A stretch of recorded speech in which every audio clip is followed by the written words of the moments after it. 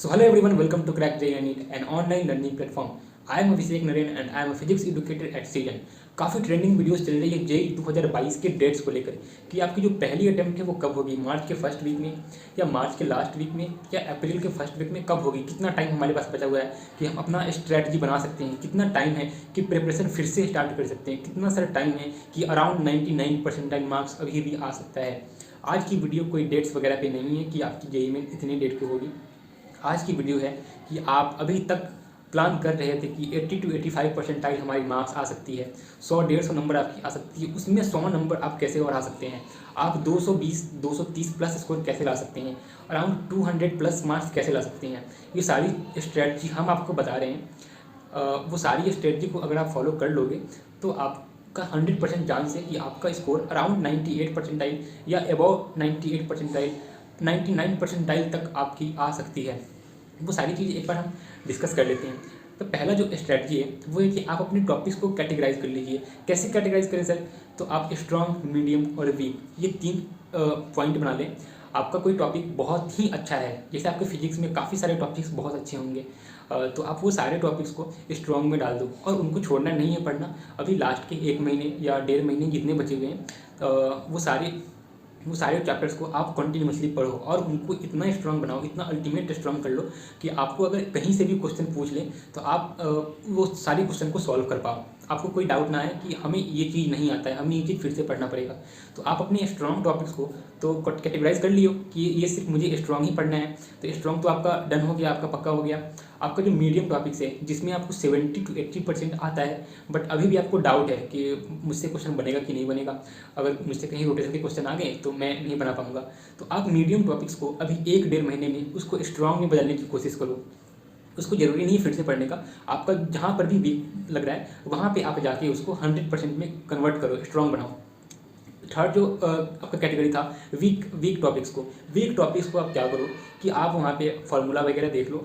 आपको अगर बहुत डीप में नहीं आ रहा है कुछ समझ में तो उसको ज़्यादा पढ़ के टाइम वेस्ट मत करो, क्योंकि आपके पास जो क्रूशियल टाइम है अभी 40-50 दिन आपके पास जो भी है, ये सारी चीज़ें में आप कुछ नया स्टार्ट नहीं कर सकते हैं।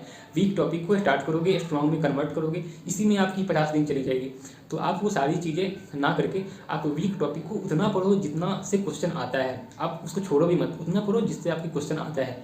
तो ये आपकी पहली पॉइंट हो गई कि आप स्ट्रॉन्ग, मीडियम और वीक अपने टॉपिक्स को पहचान लिए और उसी पे ही फोकस करते जा रहे हैं। ये आपकी पहली पॉइंट हो गई। दूसरी पॉइंट, आप एक रिलीवेंट सीट ले लो। आप जो भी इंस्टीट्यूट या फिर जो भी ऑनलाइन प्लेटफॉर्म को फॉलो कर रहे होगे वो सारी रिलीवेंट सीट ले लो। आप उनमें से ज़्यादा क्वेश्चन बनाने की जरूरत नहीं है, 100-150 क्वेश्चन बनाने से आपकी सिलेक्शन पक्की नहीं हो जाती है। आप रिलीवेंट क्वेश्चन बनाओ, जो प्रीवियस ईयर से मिलते जुलते क्वेश्चन होंगे वो सारे क्वेश्चन को आप सॉल्व करो। आपको ज़्यादा हार्ड तक में, जहाँ तक मैं फिजिक्स की बात करूँ तो आप फिजिक्स में थ्योरी वाइज क्वेश्चन भी सॉल्व मत करो, आप ज़्यादा न्यूमेरिकल भी ना बनाओ, आप एप्लीकेशन बेस्ड क्वेश्चन को सॉल्व करो। जो एप्लीकेशन यूज़ किए जाते हैं कोई भी चैप्टर का फिजिक्स में वो सारे क्वेश्चन को सॉल्व करो। कोई एक्सपेरिमेंटल क्वेश्चन को सॉल्व करने की कोशिश करो। आप प्रीवियस ईयर से मैच करके जो भी क्वेश्चन आपकी सीट में होंगे वो सारे क्वेश्चन को आप अलग अलग सॉल्व करो। ये हमारा सेकेंड पॉइंट था। थर्ड जो पॉइंट है वो है previous year question, most important है। 2019, 2020, 2021 जितने सेशन के क्वेश्चन हैं वो सारे आप बना दो। कैसे बनाने हैं? सॉल्यूशन नहीं देखने हैं सर, आप एक एक क्वेश्चन को प्रैक्टिस करो, एक एक क्वेश्चन को समझो, एक एक क्वेश्चन को बिना देखे पहले खुद से ट्राई करो। अगर आपसे 100% बन जाती है तो वो सारी चीज़ें आपकी 100% क्लियर है, आपको कोई अलग करने की ज़रूरत नहीं है। प्रीवियस ईयर क्वेश्चन में आपको अगर कहीं पे डाउट आ रही है, कहीं पे समझ में नहीं आ रही है तो आप सॉल्यूशन खोलो, देखो सॉल्यूशन को, बट इसलिए नहीं क्योंकि आपसे क्वेश्चन सॉल्यूशन देख के बन जाए। आप इसलिए बुक खोलो सॉल्यूशन की कि आपको देखकर कुछ लगे कि यार इसको समझने वाली चीज़ है। अगर आप प्रीवियस ईयर क्वेश्चंस को सॉल्व कर लेते हो तो आपकी 60 to 70% प्रिपरेशन ऐसे ही हो गई। आप रिसेंटली 2-3 साल का पेपर देख लो जेईई मेन का, कहीं ना कहीं से कनेक्टेड क्वेश्चन ही वो पूछते हैं, या वो क्वेश्चन 2004 में, 2005 में, 2007 में या 10 में, 12 में जब भी आया हो वो क्वेश्चन एग्जैक्टली सेम कंसेप्ट से ही आता है, कुछ अलग जेईई मेन में नहीं आता है, लगभग सेम कंसेप्ट से ही क्वेश्चन आता है। कभी कभी वर्ड्स भी सेम होती है, बस वैल्यू चेंज कर देते हैं। तो आपको बस इतना समझना है कि जो प्रीवियस ईयर है ना वो आपके लिए मोस्ट इंपॉर्टेंट है। आप अगर सीट वगैरह नहीं बना रहे हो तो वो कोई इशू नहीं है, लेकिन आप प्रीवियस ईयर को 2-3 बार ढंग से बना लेते हो, सारे फार्मूला वगैरह देख लेते हो कि कहाँ पे क्या फार्मूला लग रहा है, ये सारी अगर क्वेश्चंस के वर्ड्स को समझ जाते हो तो आपकी प्रिपरेशन में 60 to 70% इंक्रीमेंट हो चुकी है। जो फोर्थ पॉइंट है वो काफ़ी इंपॉर्टेंट पॉइंट है, और ये इंपॉर्टेंट पॉइंट इसलिए है क्योंकि ये आपको टाइम मैनेजमेंट सिखाती है। और फोर्थ पॉइंट है मॉक टेस्ट। मॉक टेस्ट से क्या होता है कि मॉक टेस्ट से आपका स्कोर पता चलता है, ठीक है। आपकी 300 में आपकी 250 स्कोर आती है, कभी कभी आपकी 100 स्कोर आती है। तो आपको निराश नहीं होना है कि यार सर मेरे 100 मार्क्स आ रहे हैं, पता नहीं क्या होगा, कुछ होगा कि नहीं होगा।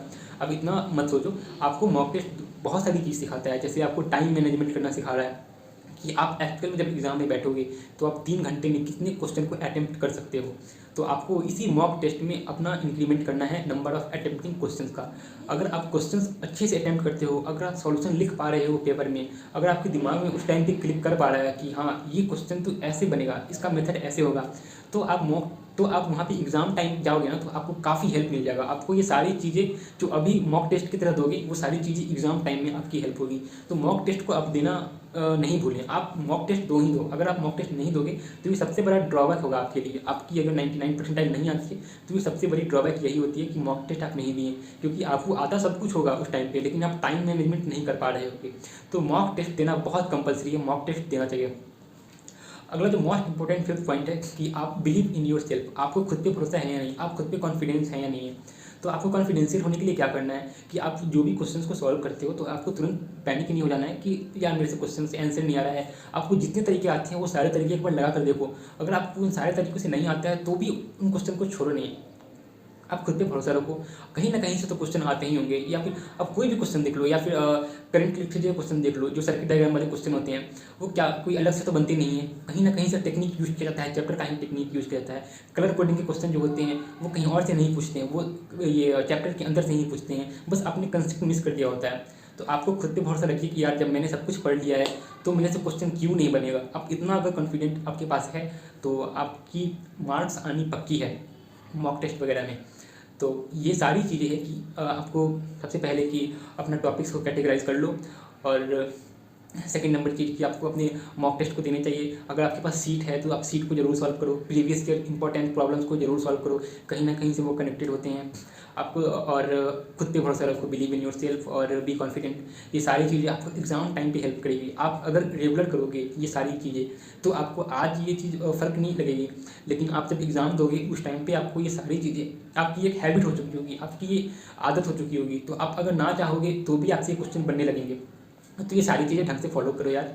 और अगर कुछ डाउट वगैरह आती है तो हमारे चैनल का एक खुद का प्लेटफॉर्म है, तो आप वहाँ पे आकर जुड़ सकते हो। लास्ट 50-40 दिन में कैसे प्रिपरेशन करना है वो सारी चीज़ें हम आपको बता देंगे। तो don't forget to come here.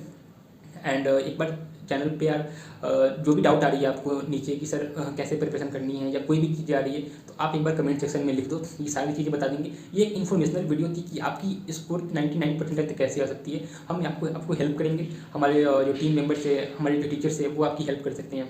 तो चैनल को यार सब्सक्राइब जरूर कर देना, वीडियो को लाइक कर देना अगर अच्छा लगे तो, और मोटिवेट होकर पढ़ते रहना यार अच्छे से। All the best.